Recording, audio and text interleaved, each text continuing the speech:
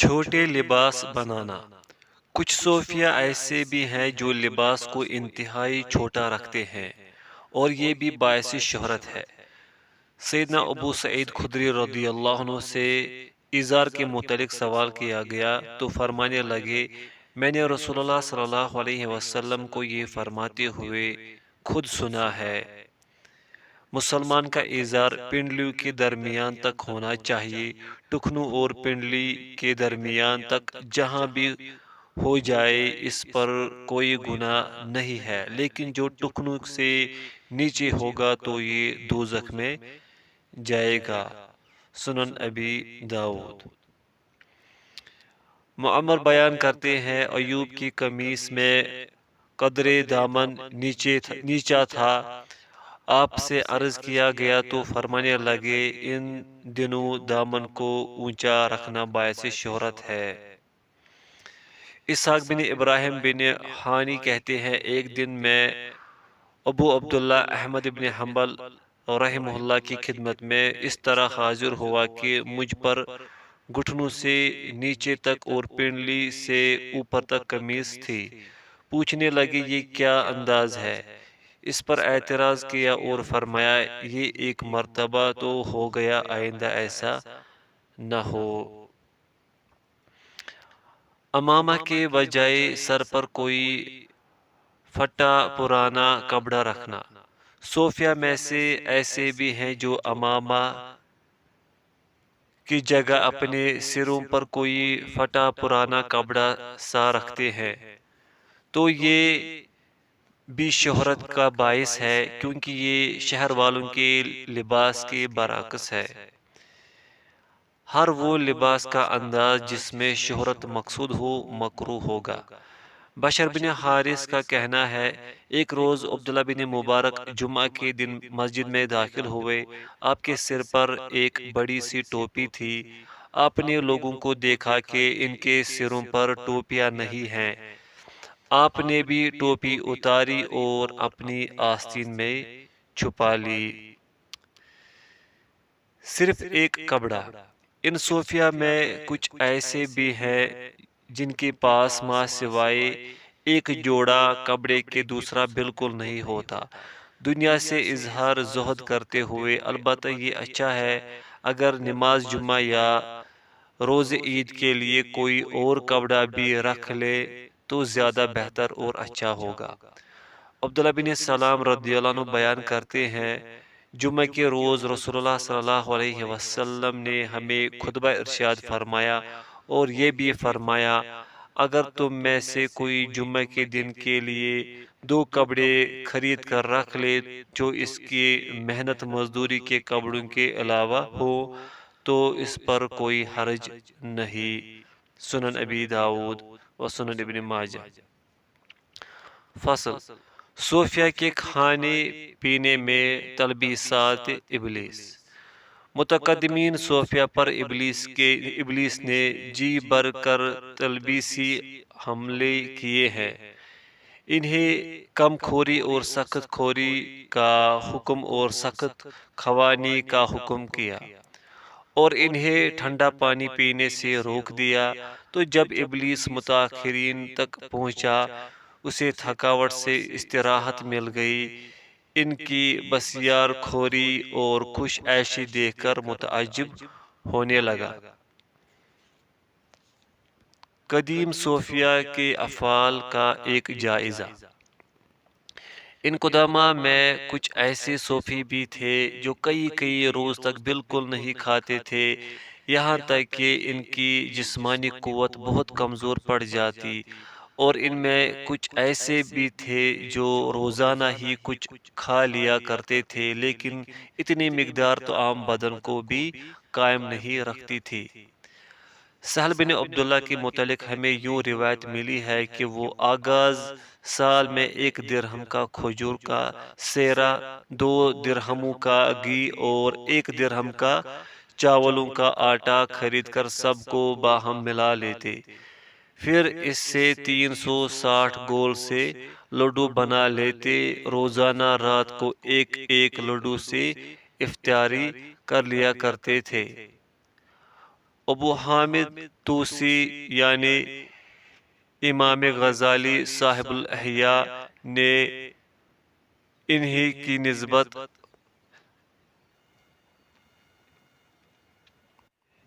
کی نسبت تحریر کیا۔ ایک مدت تک تو سہل بیری کے پتوں پر ہی گزارا کرتے رہے، پھر 3 برس تک جانوروں والا بوسا ہی کھاتے رہے اور 3 برسوں میں فقط 3 درہموں کا کھانا کھایا۔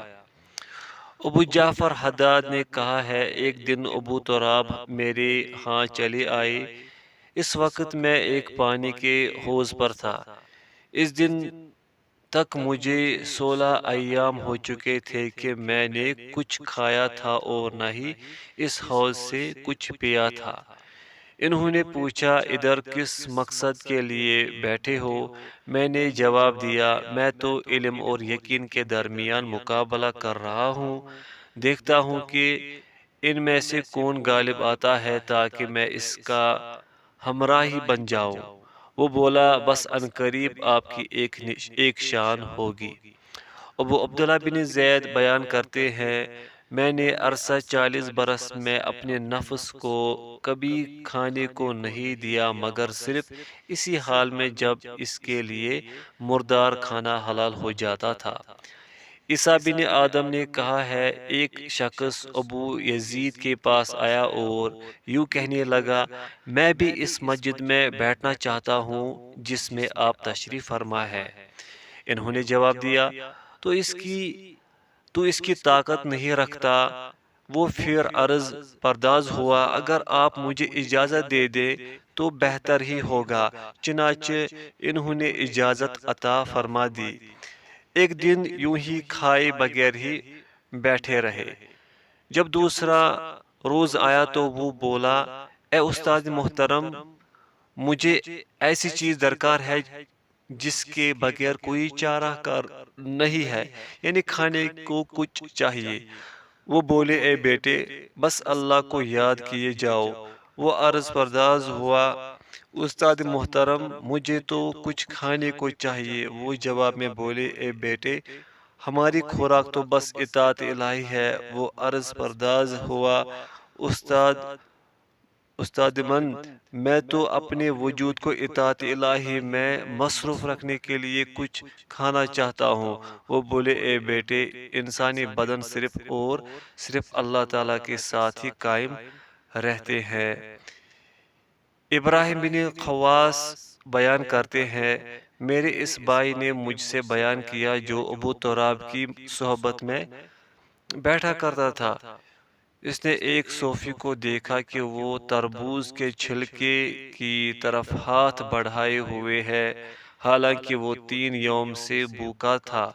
تو ابو تراب نے اسے کہا، تو تربوز کے چھلکے کی طرف ہاتھ بڑھا رہا ہے، تو ایسا نالائق ہے کہ تصوف کا عظیم مرتبہ تجھے مل نہیں سکتا، جاؤ بازار میں جا کر رہو۔ ابو علی روزباری بیان کرتے ہیں، جب کوئی صوفی 5 یوم کے بعد بھی یہ کہے مجھے بھوک لگی ہے تو اسے بازار میں رہنے کا اور کوئی کسب کرنے کا کہہ دو۔ ابو احمد صغیر بیان کرتے ہیں، ابو عبداللہ بن خفیف نے مجھے حکم دیا کہ روزانہ افطاری کے لیے میں اس کے پاس منقع کے 10 دانے حاضر خدمت کر دیا کروں۔ ایک شب مجھے ان پر ترس آ گیا تو میں 15 دانے لے گیا۔ انہوں نے میری طرف دیکھا اور بولے، تجھے ایسا کرنے کا کس نے کہا ہے؟ پھر انہوں نے صرف 10 دانے کھائے اور باقی چھوڑ دیے۔ گوشت کھانے سے پرہیز۔ ان میں ایسی قوم بھی ہوئی جو گوشت نہیں کھاتے تھے، حتیٰ کہ اس گروہ کے ایک آدمی نے یوں کہا ہے، 1 درہم کے برابر گوشت تناول کرنے سے 40 روز تک دل سخت رہتا ہے۔ اور ان میں بعض ایسے بھی ہو گزرے ہیں جو ہر پاک اور عمدہ کھانے سے باز رہتے تھے، اور سیدہ عائشہ رضی اللہ عنہا سے مروی اس حدیث سے حجت لیا کرتے تھے کہ رسول اللہ صلی اللہ علیہ وسلم نے ارشاد فرمایا ہے، اپنے نفسوں کو عمدہ کھانوں سے محروم رکھو، کیونکہ ان کے ذریعے شیطان کو رگوں میں دوڑنے پر قوت مل جاتی ہے۔ اس روایت کو خود مصنف رحمۃ اللہ نے موضوعات میں ذکر کیا ہے اور یوں تحریر کیا ہے، یہ حدیث رسول اللہ صلی اللہ علیہ وسلم کے نام پر گھڑی گئی ہے۔ اس روایت میں بزی نامی راوی متہم ہے۔ امام احمد رحمۃ اللہ نے اس کے متعلق فرمایا ہے، اس کی مرویات منکر ہے، جن پر کوئی اس کی مطابق نہیں کرتا۔ امام دارقطنی رحمۃ اللہ نے فرمایا ہے، ہوا متروک۔ اسے ابن ماجہ نے اپنی امالی میں ذکر کیا ہے۔ اسی طرح امام شوکانی نے الفوائد المجموعہ میں بیان کیا ہے، اس کی سند میں بزی ابو الخلیل احادیث گھڑنے میں متہم ہے۔ مزید دیکھیں لسان المیزان۔ ابن عراقی نے بھی تنزیہ الشریعہ میں اس حدیث پر موضوع ہونے کا حکم لگایا ہے۔ مصنف رحمۃ اللہ بھی بعد میں اس کا موضوع ہونا بیان کریں گے۔ ان صوفیہ میں ایسا حاشا مکمل ہوا۔ ان صوفیہ میں ایسا شخص بھی ہوا جو صاف پانی پینے سے پرہیز کرتا تھا۔ ان میں ایک شخص ایسا بھی ہو گزرا ہے جو ٹھنڈے پانی کے بجائے گرم پانی ہی پیا کرتا تھا۔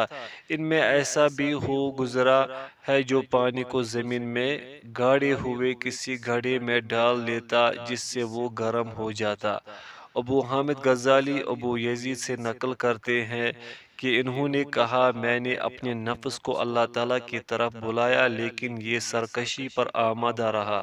تب میں نے اسے سال تک پانی نہ پلانے اور اسے نیند کا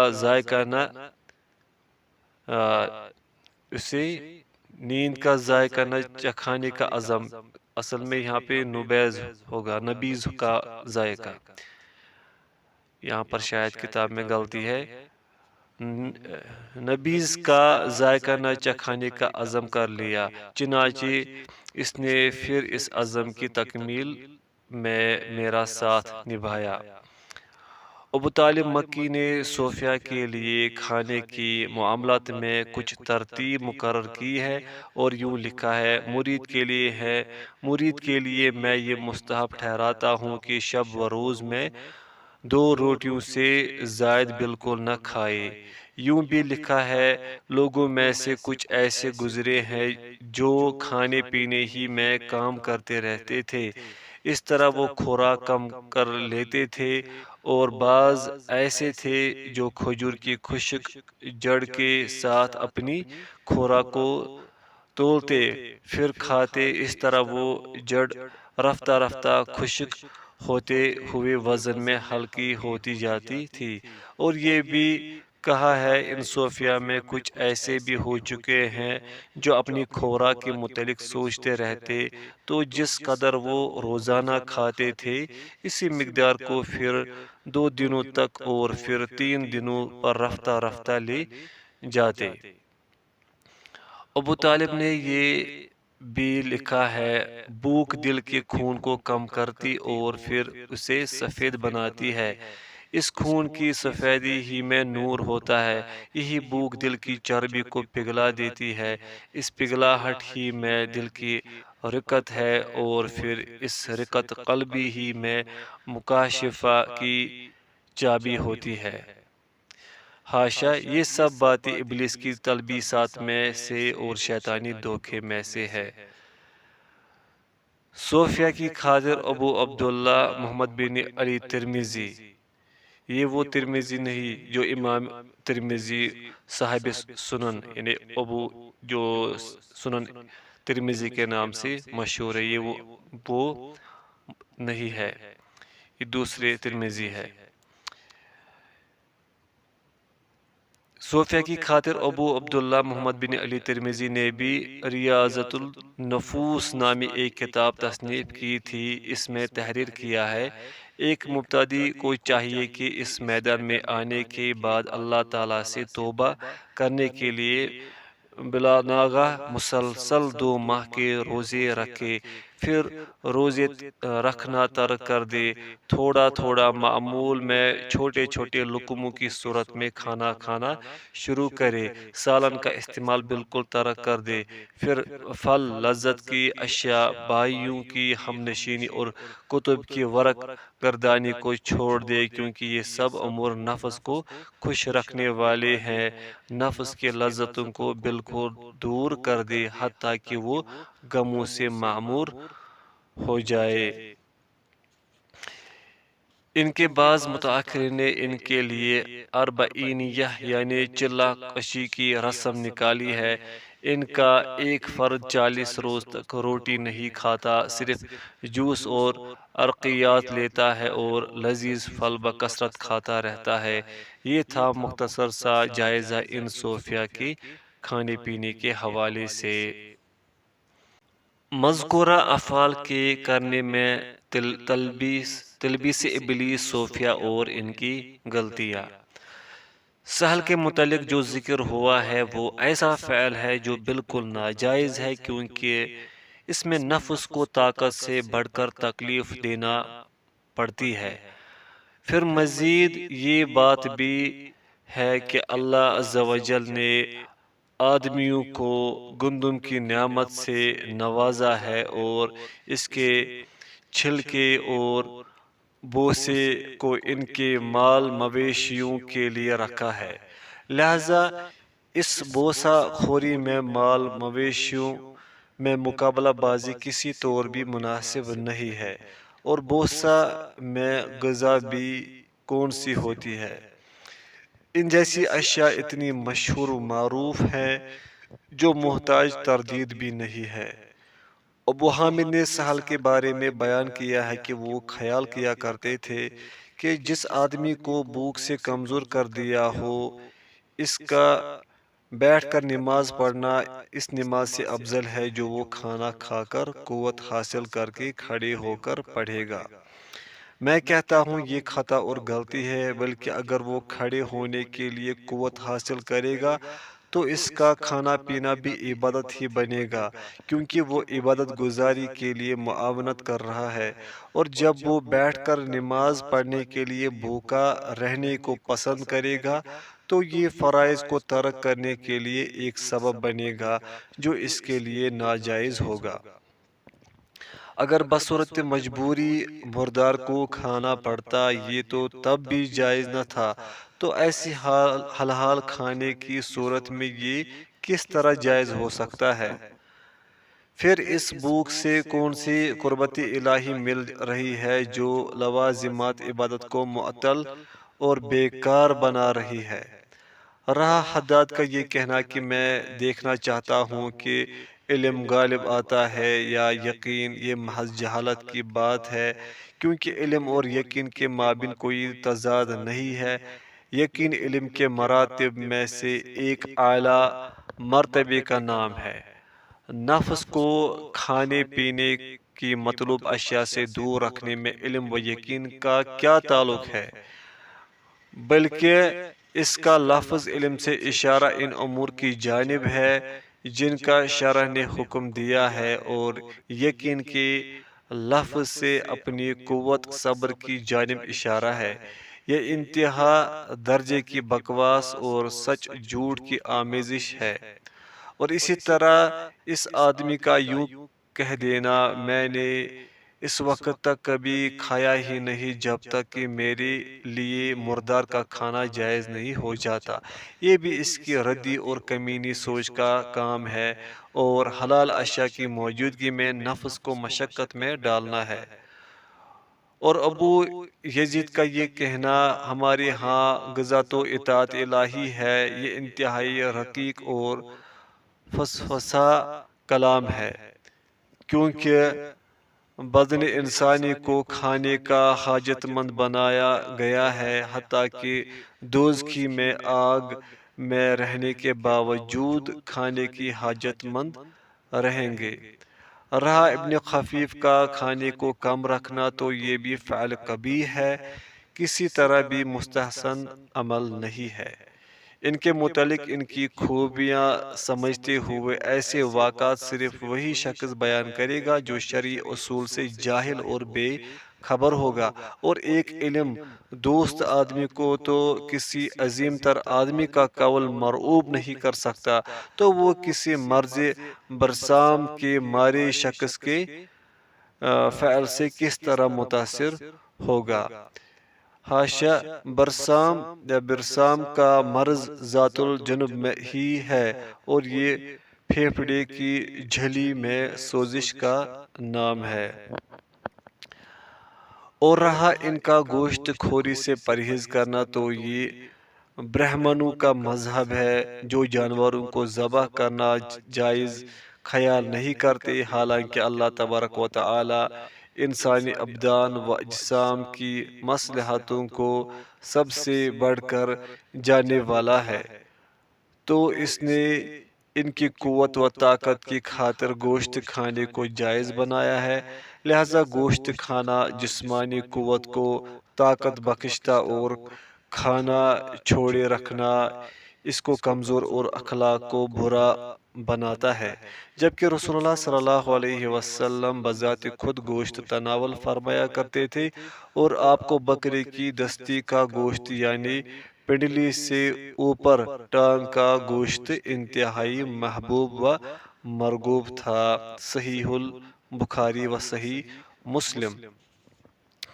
اور سیدنا حسن بصری رحمۃ اللہ بلا ناغہ گوشت خریدا کرتے تھے۔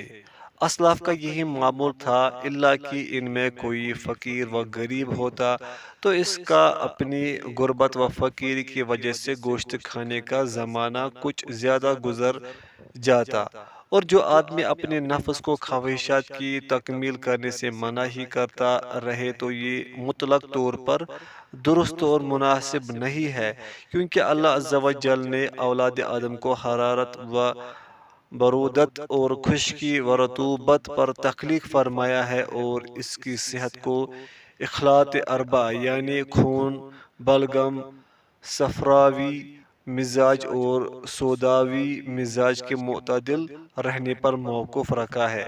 بعض اوقات اس کی کوئی خلط زیادہ ہو جاتی ہے تو طبیعت اس طرف مائل ہو جاتی ہے کہ اس زیادتی کو کم کر دے، مثلاً صفرا بڑھ جانے پر طبیعت ترشی کی جانب مائل ہو جاتی ہے، یا بلغم کی کمی ہونے پر طبیعت کو مرطوب اشیاء کی خواہش ہو جاتی ہے۔ الغرض طبیعت میں اس چیز کی جانب میلان اور رغبت قدرتی طور پر رکھ دی گئی ہے جس کی اسے ضرورت ہوتی ہے اور جو اس کے موافق ہوتی ہے۔ پھر جب نفس کو میلان طبع کے باوجود اس مطلوبہ چیز سے روکا جائے گا، تو گویا کہ اللہ سبحانہ و تعالی کی حکمت کو اس طریقے سے رد کر دیا گیا، پھر اس کا بدن پر بھی الٹا اثر پڑے گا۔ اس طرح ایسی حرکت کا ارتکاب شریعت اور عقل دونوں کے ہی مخالف ہوا۔ یہ بات تو معلوم ہے کہ بدن آدمی کے لیے ایک سواری ہے، تو جب اس سواری کے ساتھ نرم خوئی سے معاملہ نہ رکھا جائے گا، یہ منزل مقصود تک نہیں پہنچ پائے گی۔ ان لوگوں کا علم انتہائی قلیل و محدود رہا، اسی لیے انہوں نے اپنی فاسد اور ناکارہ رائے کے ساتھ ہی کلام کیا ہے۔ اگر کبھی کوئی بطور ثبوت دلیل بھی لائے ہیں تو فقط ضعیف یا موضوع حدیث سے، یا پھر کبھی معتبر حدیث سے ردی سوچ اور گئے گزرے فہم کا ہی اظہار کیا ہے۔ مجھے تو ابو حامد غزالی پر تعجب آتا ہے کہ کس طرح مرتبہ فقاہت پر فائز ہونے کے باوجود ان لوگوں کے مذہب تک نیچے اتر آئے ہیں، حتیٰ کہ انہوں نے یہاں تک کہا ہے مرید کے لیے یہ بالکل روا نہیں ہے کہ جب اس کے نفس کو جمع کرنے کی طاقت ہو تو وہ کچھ پی کر بیوی سے صحبت کرے، کیونکہ اس طرح وہ دو خواہشوں کو نفس کے لیے پورا کرے گا۔ اس طرز عمل سے تو نفس اس پر غالب آ جائے گا۔ یہ قول نہایت درجہ کبھی ہے، کیونکہ سالن بھی تو کھانے سے زائد ایک خواہش ہے، لہذا اسے چاہیے کہ سالن کا استعمال بھی ترک کر دے، اور پینا ایک دوسری زائد خواہش ہے۔ کیا صحیح بخاری کی حدیث مبارکہ میں یہ موجود نہیں ہے کہ رسول اللہ صلی اللہ علیہ وسلم نے ایک ہی غسل سے اپنی تمام ازواج پر چکر لگایا تھا؟ تو آپ نے ایک ہی خواہش پر اکتفا کیوں نہ فرمایا؟ کیا بخاری اور مسلم میں یہ روایت موجود نہیں ہے کہ رسول اکرم صلی اللہ علیہ وسلم کھجوروں کے ساتھ کھیرا ملا کر کھایا کرتے تھے؟ یہ بھی تو دو خواہشیں ہی ہیں۔ کیا نبی اکرم صلی اللہ علیہ وسلم نے ابو حیثم بن طیحان رضی اللہ عنہ کے ہاں روٹی، بھنا گوشت اور نیم پختہ کھجوریں نہیں کھائی تھی؟ اور کیا آپ نے وہاں ٹھنڈا پانی نوش جان نہیں فرمایا تھا؟ کیا امام ثوری رحمۃ اللہ گوشت، انگور اور فالودہ کھاتے اور پھر اٹھ کر نماز نہیں پڑھا کرتے تھے؟ اور کیا گھوڑوں کو جو بوسا اور اسپیست، ایک جنگلی دانے کا نام جسے دیہاتی بھی کھاتے ہیں، نہیں کھلایا جاتا؟ اور کیا اونٹنی کو درختوں کے پتے اور چنے نہیں کھلائے جاتے؟ اور بدن بھی تو ایک اونٹنی ہی ہے۔ بعض متقدمین نے صرف ہمیشہ دو سالن استعمال کرنے سے منع کیا ہے کہ کہیں ایسی عادت ہی نہ بن جائے اور کبھی اس عادت کی وجہ سے تکلیف ہی نہ اٹھانی پڑے۔ بس یہ یاد رکھیں کہ فضول خواہشوں کی تکمیل نہیں کرنی چاہیے کہ کہیں زیادہ کھانے یا زیادہ سونے کی عادت نہ پڑ جائے، یا پھر کہیں ایسی چیزوں کا نفس عادی نہ بن جائے کہ ان چیزوں سے صبر ہی نہ کر سکے، تو اس کے نتیجے میں انسان ایسی اشیاء کے حصول ہی میں اپنی عمر ضائع کرنے لگ جائے، اور بعض اوقات تو ان چیزوں کو ناجائز ذرائع سے حاصل کرنے میں لگ جاتا ہے۔ فضول خواہشات کو ترک کرنے میں سلف صالحین کا یہ طریقہ کار تھا۔ رہی وہ حدیث جس سے وہ حجت پکڑتے ہیں، یعنی اپنے نفس کو مرغوب کھانے سے محروم رکھو، تو یہ حدیث ہی من گڑت اور موضوع ہے جس سے بزی راوی کے ہاتھوں نے گڑا ہے۔ جب کوئی آدمی فقط نان، جوے اور موٹا پسا ہوا نمک ہی کھاتا رہے گا تو اس کا مزاج منحرف ہو جائے گا، کیونکہ جو کی روٹی خشک ہے اور خشکی پیدا کرنے والی ہے، جبکہ نمک خشک اور قابض ہے جو دماغ اور بینائی کو ضرر پہنچاتا ہے۔ ضرورت سے کم کھانے سے معدہ لازماً خشک اور تنگ ہو جائے گا۔ یہ بات ذہن نشین رکھے کہ کھانے کے معاملے میں مذموم فقط حد درجے کی وسیار خوری ہے۔ کھانے کے آداب کے ضمن میں سب سے بہتر شارع علیہ السلام کے بتائے ہوئے آداب ہیں۔ سیدنا مقدام بن معد کریب رضی اللہ عنہ بیان کرتے ہیں، میں نے رسول اللہ صلی اللہ علیہ وسلم کو یہ فرماتے ہوئے سنا ہے، آدمی اپنے پیٹ سے بڑھ کر کسی برے برتن کو نہیں بھرتا، حالانکہ ابن آدم کو اپنی کمر سیدھی رکھنے کے لیے چند نوالے اور لقمے ہی کافی ہے۔ اگر اسے کوئی چارہ کار نظر نہ آئے تو پھر ایک تہائی کھانا اور ایک تہائی پینا اور ایک تہائی اپنے سانس کی آمد و رفت کے لیے رکھے۔ سنن ترمذی و سنن ابن ماجہ۔ بلا شبہ شارع علیہ السلام نے اتنا حکم دیا ہے جس سے نفس قائم رہ سکتا ہے۔ اس میں نفس کی حفاظت اور اس کے مصالحہ کا خیال بھی ہے۔ اگر اس تقسیم شارع علیہ السلام کو، یعنی تہائی تہائی والی تقسیم کو قدیم یونانی طبیب بقراط سن لیتا تو اس حکمت سے معمور و لبریز بات کو سن کر دھنگ اور انگشت بدندا رہ جاتا، کیونکہ کھانا اور پانی معدے میں جا کر پھولتے ہیں جو معدے کو لبریز کر دینے کے قریب ہو جاتے ہیں، تو اس طرح پھر بھی ایک تہائی سانس کی آمد و رفت کے لیے باقی بچ جاتا ہے۔ یہ تو انتہائی عادلانہ اور معتدل بات ہے۔ اگر اس سے بھی کم ہو جائے تو پھر بھی کوئی ضرر والی بات نہیں ہے، اور اگر بہت زیادہ کم کرے گا تو قوت بدن کو کمزور کر بیٹھے گا اور خوراک کی نالیوں کو سکیڑ بیٹھے گا۔ صوفیہ اور بھوک۔ یہ بات جان لیں کہ صوفیہ اپنی نواردوں اور نوجوانوں کو اپنی غذا کم رکھنے کا حکم کرتے تھے، حالانکہ نوجوانوں پر سب سے زیادہ نقصان دہ چیز تو یہی بھوک ہوتی ہے، کیونکہ عمر رسیدہ حضرات تو بھوک برداشت کر سکتے ہیں، اسی طرح ادھیڑ عمر لوگ بھی رہے انفوان شباب میں قدم رکھنے والے تو وہ بھوک کی شدت کو برداشت نہیں کر سکتے۔ اس کا سبب یہ ہے کہ حرارت شباب قدرے تیز ہوتی ہے، اس لیے ان کا ہاضمہ عمدہ اور بدن کی کشادگی زیادہ ہوتی ہے، اس لیے انہیں کثیر طعام کی حاجت و ضرورت ہوتی ہے، جس طرح کہ نئے چراغ کو زیادہ تیل کی ضرورت ہوتی ہے۔ جس وقت ایک نوجوان اپنی اول نشو نما میں بھوک کو برداشت کر لے گا تو وہ اپنے نفس کی بڑھوتری کی قوت کو روک لے گا، گویا کہ وہ ایسا بن جاتا ہے جیسے کوئی دیواروں کی جڑوں کو کھودنے لگے، جس پر معدہ خوراک نہ ہونے پر بدن میں زائد جمع شدہ فاضل مادوں کو لینے پر مجبور ہوگا، چنانچہ وہ خلطوں کو اپنی غذا بنائے گا، جس سے اس کا ذہن اور جسم خراب ہو کر ان کے مطلب کا ہو جائے گا۔ یہ بیان انتہائی اہم ترین ہے، جس میں تأمل و تدبر کی کافی ضرورت ہے۔ چنانچہ علماء کرام نے اس کم خوری کا تذکرہ بھی کیا ہے جو بدن کو نحیف اور ضعیف بنا ڈالتا ہے۔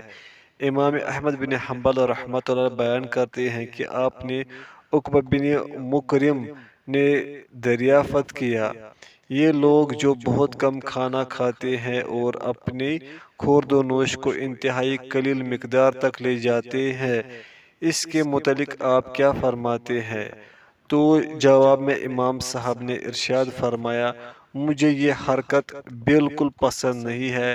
میں نے عبد الرحمن بن مہدی کو فرماتے ہوئے سنا تھا، کچھ لوگوں نے ایسا کیا تھا، چنانچہ وہ فرائض کی ادائیگی ہی سے پیچھے رہ گئے۔ داؤد بن صبیح بیان کرتے ہیں، میں نے عبد الرحمن بن مہدی سے پوچھا، اے ابو سعید، ہمارے شہر میں بھی ان صوفی لوگوں میں سے کچھ افراد موجود ہیں؟ تو جواب دینے لگے، ان کے قریب تک نہ جانا، کیونکہ ہم نے ان لوگوں میں سے چند حضرات کو بچشم خود دیکھا ہے کہ ان کے معاملے نے انہیں دیوانگی تک پہنچا دیا ہے، حتیٰ کہ بعض کو بے دینی تک پہنچا دیا ہے۔ مروزی سے روایت ہے، کہتے ہیں، میں نے ابو عبداللہ احمد بن حنبل رحمۃ اللہ علیہ سے سنا ہے، آپ سے ایک آدمی نے عرض کی، ابلیس 15 برس سے مجھ پر فریفتہ ہوا بیٹھا ہے، بلکہ بعض اوقات تو میں وسوسہ بھی پاتا ہوں، میں اللہ تعالیٰ کی ذات کے بارے میں سوچتا رہتا ہوں۔ تب آپ نے فرمایا، شاید کہ تو ہمیشہ روزے رکھتا رہتا ہے، افطار کر دو، روغنی اور چکنی چیزیں کھاؤ اور واعظوں کی محفلیں اختیار کرو۔ ان صوفی حضرات لوگوں میں ایسے بھی ہیں جو ردی اور نکمی اشیاء کو بطور غذا استعمال کرتے ہیں، چکناہٹ استعمال کرنے کو بالکل ترک کر دیتے ہیں، جس کی باعث ان کے معدوں میں بڑی حد تک اخلاط جمع ہو جاتے ہیں، ایک مدت تک وہ معدہ انہیں ذخیرہ شدہ اخلاط کو بطور غذا استعمال کرتا رہتا ہے کیونکہ معدے نے تو لازماً کسی چیز کو ہضم کرنا ہوتا ہے، چنانچہ جب وہ اپنے میں موجود غذا کو ہضم کر لیتا ہے تو بعد ازاں کسی چیز کو ہضم کے لیے تیار نہیں ہوتا، تو پھر وہ اخلاط کو ہی ہضم کرنے لگتا ہے اور انہیں ہی اپنی غذا سمجھ لیتا ہے۔ یہی ردی اور نکمی غذا اس آدمی کو وسوسوں، جنون و دیوانگی اور برے اخلاق کی جانب لے جاتی ہے۔ یہ کم خوری کے عادی حضرات کم کھانے کے علاوہ ردی اشیاء اور معقولات استعمال کرتے رہتے ہیں، جن کی بنا پر ان کو اخلاط بھی زیادہ ہو جاتی ہے، اس لیے ان کا معدہ انہی اخلاط کے ہضم کرنے ہی میں لگا رہتا ہے۔ اس کے علاوہ یہ لوگ کم کھانے کو اپنی عادت بھی بنا لیتے ہیں، جس کے باعث سے معدہ سکڑنا شروع ہو جاتا ہے، تو اس طرح کئی ایام تک کھانے سے رکے رہتے ہیں۔ ان کی قوت شباب اس عمل میں اس کی معاون ہوتی ہے، تو اس طرح کے لوگ کھانے سے رکے رہنے کو کرامت شمار کرتے ہیں، حالانکہ اس کا سبب وہی ہوتا ہے جو آپ سمجھ چکے ہیں۔ اگر کوئی یوں پوچھ لے کہ تم کم خوری سے کس لیے منع کرتے ہو، حالانکہ تم نے یہ روایت بیان کی ہے کہ سیدنا عمر رضی اللہ عنہ روزانہ 11 لقمے کھایا کرتے تھے اور عبداللہ بن زبیر رضی اللہ عنہما ہفتہ بھر تک نہ کھاتے تھے، اور ابراہیم تیمی نے 2 ماہ ایسے ہی گزار لیے تھے، تو اس کے جواب میں ہم یہ عرض کریں گے بعض اوقات انسان کو ایسے حالات پیش آ جاتے ہیں، لیکن وہ اس پر ہمیشگی اور دوام اختیار نہ کرے اور نہ اس حالت میں ترقی اور پیش رفت کا ارادہ ہی رکھے۔ اسلاف میں ایسے بھی ہو چکے ہیں جو نہ ملنے کی وجہ سے بھوک کاٹتے تھے، اور ان میں بعض ایسے بھی ہوئے ہیں جن کی صبر کرنے کی عادت بن چکی ہوتی تھی، تو ایسی بھوک ان کے بدن کے لیے کچھ مضر اور نقصان دہ نہیں ہوتی تھی۔ عرب میں کئی لوگ ایسے بھی ہیں جو کئی ایام تک صرف دودھ پینے پر ہی گزارا کر لیتے ہیں۔ ہم بھی زیادہ شکم سیری کا حکم تو نہیں دے رہے، ہم تو صرف ایسی بھوک سے روک رہے ہیں جو قوت بدن کو کمزور بناتی ہے، بلکہ الٹا بدن کو اذیت میں مبتلا کر دیتی ہے۔ تو جب بدن نقاہت میں ہوگا تو عبادت میں کمی واقع ہو جائے گی۔ اگر جوانی کی قوت بدن کو ایسی مشقت میں ڈالے گی تو بڑھاپا آ جائے گا، اور بالآخر یہ بدن کی سوار کو سواری کرنے سے روک دے گی۔ سیدنا انس رضی اللہ عنہ بیان کرتے ہیں، سیدنا عمر بن خطاب رضی اللہ عنہ کے لیے کھجوروں کا ایک سا رکھا جاتا، آپ انہیں تناول فرما جاتے حتیٰ کہ بالکل خشک اور سوکھی ہوئی کھجوریں بھی کھا جاتے۔ ابراہیم بن ادہم کی نسبت ہمیں یہ روایت ملی ہے کہ انہوں نے مکھن، شہد اور روٹی خریدی تو ان سے دریافت کیا گیا یہ سب چیزیں آپ ہی کھائے۔ فرمانے لگے جب ہمیں میسر آتا ہے تو ہم مردوں کی طرح کھاتے ہیں، اور جب ہمیں نہیں ملتا تو ہم مردوں کی طرح ہی صبر کرتے ہیں۔ پینے کا پانی، البتہ رہا معاملہ صاف شفاف پانی پینے کا، تو بلا شبہ رسول اللہ صلی اللہ علیہ وسلم نے اسے پسند فرمایا ہے۔ صحیح بخاری میں سیدنا جابر بن عبداللہ رضی اللہ عنہما بیان کرتے ہیں، رسول اللہ صلی اللہ علیہ وسلم ایک مریض کی عیادت کے لیے انصار کی ایک جماعت کے پاس تشریف لائے۔ وہاں آپ نے پانی طلب کیا، حالانکہ وہاں قریب ہی پانی کا ایک چھوٹا سا کھال بھی تھا، اور یوں فرمایا، اگر تمہارے ہاں کسی مشکیزے میں رات کا رکھا ہوا پانی ہے تو وہ لاؤ، ورنہ ادھر ہی سے پی لیں گے۔ اسے امام بخاری نے روایت کیا ہے۔ سیدہ عائشہ رضی اللہ عنہ بیان فرماتی ہیں، رسول اللہ صلی اللہ علیہ وسلم کے لیے آب پاشی کے کنویں سے آب شیرین لایا جاتا تھا۔ مسند احمد۔ یہ بات ذہن نشین کر لینی چاہیے کہ گدلا پانی گردوں میں پتھری اور جگر میں صدے پیدا کر دیتا ہے، جبکہ ٹھنڈا پانی جبکہ اس کی ٹھنڈک معتدل ہو معدے کو تقویت، شہوت میں قوت اور رنگت میں نکھار لاتا ہے اور خون میں عفونت کی پیدائش کو روکتا ہے، بخارات کو دماغ کی جانب اٹھنے سے باز رکھتا ہے اور صحت و تندرستی کی حفاظت رکھتا ہے۔ اور جب پانی گرم ہو تو وہ قوت ہاضمہ کو خراب، گوشت میں ڈھیلا پن، بدن میں دبلا پن اور کمزوری پیدا کرنے کے علاوہ مرض استسقاء اور مرض دق کا باعث بھی بنتا ہے، اور اگر پانی سورج کی دھوپ میں گرم کیا گیا ہو تو اس سے مرض برس کا خطرہ لاحق ہو سکتا ہے۔ حاشیہ: یہ طب قدیم کا ایک گوشہ طب ہے، اس کے متعلق کوئی صحیح حدیث نہیں ہے، جیسے کہ امام زائلی رحمۃ اللہ نے اپنی کتاب نظم الرایہ میں اسے تفصیل سے ذکر کیا ہے۔ اور ایک زاہد کا یہ قول بھی ہے، جب تم عمدہ کھانے تناول کرو گے اور ٹھنڈے پانی نوش جان کرتے رہو گے تو موت کو کب پسند کرو گے؟ اس طرح ابو حامد غزالی نے بھی کہا ہے، جب انسان لذیذ اور مزیدار اشیاء کھائے گا اس کا دل سخت ہو جائے گا اور موت کو ناپسند کرے گا، اور جب اپنے نفس کو اس کی خواہشات اور شہوات سے دور رکھے گا، اسے لذتوں سے محروم رکھے گا، تو نتیجن اس کا نفس موت کے ذریعے دنیا سے رہائی پانے کی خواہش کرے گا۔ کتنی تعجب کی بات ہے! افسوس، صد افسوس! ایک فقیہ سے ایسی گفتگو کس طرح صادر ہو رہی ہے؟ آپ کا کیا خیال ہے اگر کسی نفس کو کسی بھی نوع کی اعضاء میں الٹ پلٹ کیا جائے، کیا وہ موت کو پسند کرے گا؟ پھر اسے مبتلائی عذاب رکھنا کیوں کر جائز ہو، حالانکہ اللہ عز و جل نے تو یہاں تک فرمایا ہے وَلَا تَقْتُلُوا أَنفُسَكُمْ، اور اپنے آپ کو قتل نہ کرو۔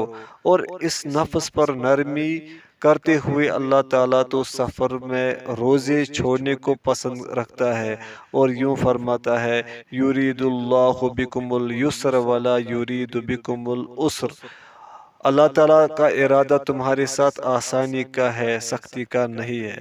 کیا ہماری سواری یہی نہیں ہے جس پر ہمیں منزل پر پہنچنا ہے؟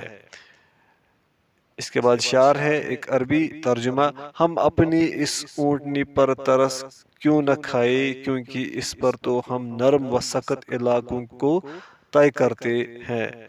رہی یہ بات کہ ابو یزید نے 1 سال تک کی اپنے نفس کو پانی چھوڑنے کی سزا دی تھی، تو یہ ایک قابل مذمت حرکت ہے۔ اس حرکت کو ماسوائے جاہلوں کی کوئی بھی اچھا نہیں گردانتا۔ اس کے قابل مذمت ہونے کی وجہ یہ ہے کہ نفس کا حق ہے اور کسی مستحق کا حق ادا نہ کرنا ظلم ہے، اور کسی انسان کے لیے یہ روا نہیں کہ وہ اپنے نفس کو مبتلائی اذیت رکھے، نہ اس کے لیے یہ جائز ہے کہ موسم گرما میں اس قدر دھوپ میں بیٹھا رہے جس سے اذیت پہنچے، اور نہ ہی موسم سرما میں برف ہوئی میں بیٹھے۔ اور پانی بدن کی اصلی رطوبتوں کی نگہداشت رکھتا ہے اور غذاؤں کو ان کی اصلی جگہوں تک پہنچاتا ہے۔ پورے وجود کا دار و مدار انہی غذاؤں ہی پر ہوتا ہے، تو جب اس نے نفس کو آدمیوں کی غذاؤں سے اور پانی کی مطلوبہ مقدار سے محروم رکھا تو اس نے اسے خراب اور ہلاک کرنا چاہا، تو یہ بہت بڑی غلطی ہے۔ اس طرح ابو یزید کا نفس کو نیند سے باز رکھنا ہے۔ ابن عقیل نے کہا ہے، لوگوں کو یہ حق حاصل نہیں کہ بذات خود ہی سزائیں دینے لگے، اور نہ بذات خود انہیں پورا ہی کر سکتے ہیں۔ اس امر کی دلیل یہ ہے کہ انسان کا از خود کسی حد شرع کو قائم کر لینا کفایت نہیں کرتا۔ اگر کوئی ایسا کرے گا پھر بھی امام وقت اس حد کا اعادہ کرے گا۔ یہ نفوس اللہ تعالیٰ کی طرف سے امانتیں ہیں، حتیٰ کہ اصحاب ثروت کو اپنے مالوں میں مطلقاً تصرف کرنا جائز نہیں، بلکہ یہ بھی چند مخصوص صورتوں میں ہوتا ہے۔ ابو طالب مکی نے اس سلسلے میں جو ترتیب مقرر کی ہے وہ تو نفس کو ضعیف و نحیف بنانے کے لیے تکلیف میں ڈالنا ہے۔ بھوک فقط وہی قابل ستائش ہے جو ایک مقدار میں ہو، اور مکاشفہ کا ذکر تو بے معنی سی بات ہے۔ اور ترمذی نے اس ضمن میں جو باتیں تصنیف کی ہے تو اس نے گویا اپنی خام خیالی سے ایک نئی شریعت ایجاد کر ڈالی ہے۔ یعنی یہ وہ امام ترمذی نہیں ہے، اس سے قبل بھی ہم نے بتایا ہے، یہ دوسرے ترمذی ہے۔ توبہ کے لیے مسلسل 2 ماہ کے روزے رکھنے میں کیا راز ہے؟ مباح اور حلال پھل چھوڑنے میں کیا فائدہ ہے؟ اور جب کوئی کتب کو نہ دیکھے گا تو کون سی سیرت کی پیروی کرے گا؟ اور رہا معاملہ چلہ کشی کا تو یہ خام خیال اور بے معنی سی بات ہے جس کو ان لوگوں نے بے اصل حدیث کی بنیاد پر مرتب کیا ہوا ہے۔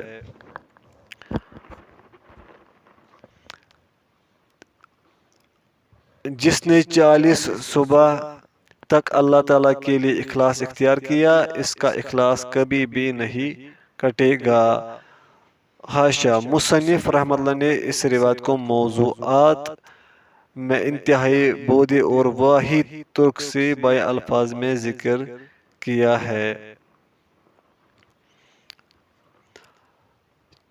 اسی طرح دوسری روایت 40 صبح کی تعین کرنے میں کیا وجہ؟ اگر ہم اس حدیث کو تسلیم بھی کر لیں تو اخلاص تو قلبی عمل کا نام ہے، کھانے کا اخلاص سے کیا تعلق ہے؟ پھر یہ کون سی حکمت بری بات ہے کہ پھلوں کا کھانا تو اچھا رہا اور روٹی منع؟ یہ تو نری جہالت ہی جہالت ہے۔ عبد الکریم قشیری بیان کرتے ہیں، صوفیہ کی دلیلیں باقی ہر کسی کی دلیلوں سے زیادہ واضح اور غالب ہے، اور ان کے مذہب کی بنیادیں دوسرے ہر کسی کے مذہب کی بنیادوں سے مضبوط تر ہے، کیونکہ یا تو لوگ اصحاب نقل و اثر ہے یا پھر اصحاب عقل و فکر، اور اس گروہ کے شیوخ و مشائخ اس جملے سے بالا تر ہے۔ جو اشیاء عوام الناس سے غائب اور پوشیدہ ہیں وہ سب ان کے سامنے ظاہر اور عیاں ہے۔ یہ لوگ تو اہل وصل ہیں، جب دیگر لوگ اہل استدلال ہیں۔ ان کے ارادت مند کو چاہیے کہ تمام تعلقات اور رشتہ داری ختم کر دے۔ ان میں سب سے پہلی لا تعلقی اپنی مال دنیا سے نکل جانا ہے، پھر جاہ و مرتبہ کو خیر باد کہنا ہے، اور سونا بالکل ترک کر دے بجز غلبہ آنے کے، اور بتدریج اپنی غذا کو کم کرتا رہے۔ میں عرض کر رہا ہوں، جس آدمی کو ادنا سی بھی عقل و سمجھ ہے وہ بخوبی دیکھ رہا ہے کہ یہ کلام بکواس ہے، کیونکہ جو آدمی بھی نقل و عقل اور روایت و درایت سے نکل جاتا ہے وہ تو لوگوں میں شمار ہی نہیں ہوتا۔ پوری خلقت میں سے کوئی ایسا نہیں ہے جو استدلال نہ کرتا ہو، اور اہل وصال کا لقب عطا کرنا تو محض خیالی دعویٰ اور مجذوب کی بڑھ ہے۔ ہم اللہ تعالیٰ سے ایسے مریدوں اور پیروں کی اول پھول اور بکواس سے بچے رہنے کا سوال کرتے ہیں۔ اللہ تعالیٰ ہی توفیق بخشنے والا ہے۔